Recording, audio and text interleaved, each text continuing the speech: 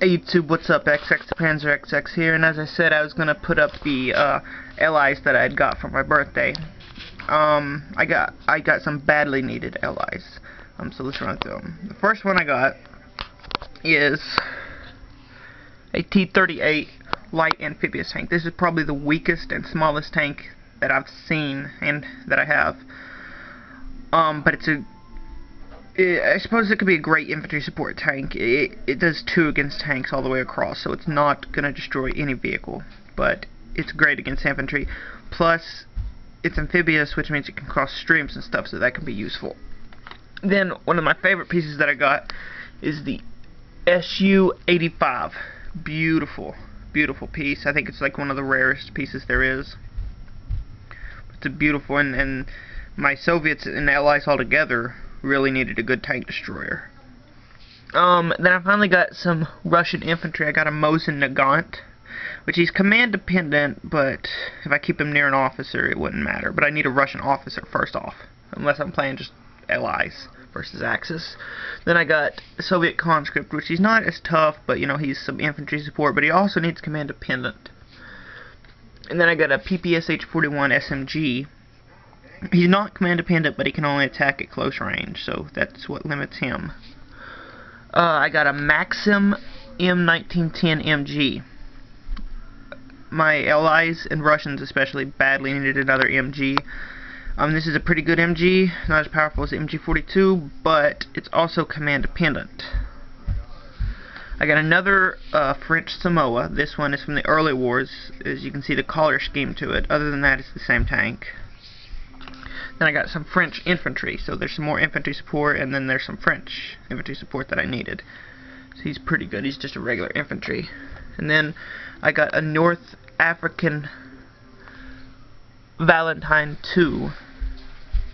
I like the color scheme there. It's the only North African vehicle I got. I guess I can use it in an Axis versus Allies or a North African campaign. I got a Polish artillery piece. It's a pretty good artillery piece. It's the only Polish I got. I got my first Belgian piece, Belgian infantry. This is from the early wars pack, so I got some more infantry support, which I needed. Then my British finally get another medium tank. They got the Sherman 4C. It's a pretty good vehicle. It doesn't have any special abilities, but it's pretty good other than that. I also got a second Brit machine gunner. I needed more infantry support, especially for my British. And then I got a 3-inch mortar, so finally my allies get a mortar. My Americans got their first tank, the M5A1. I love this tank. It's a suspended tank. It's not very tough and have good armor, but it's a low point cost and it's fast. So if you can put a bunch of those out, they can run circles around Axis. And I got an M18 GMC. I think this is from the 1939 to 45 pack. It's a pretty good tank destroyer. It's the only tank destroyer I've seen with a rotating turret. It's pretty good. It doesn't have the graded defense, but its attack's pretty good. And then I got 2 American half-tracks. One from the 1939 to 45, and the other one from North Africa. I think I showed it to you backwards. That means I have 3 half-tracks. They're all the same because the other half-track I got is right here.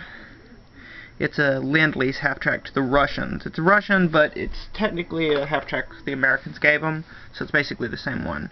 So a lot of units that my allies really, really badly needed. The allies can now fight Axis versus Allies battle and not have to use some leftover Axis, so that's good.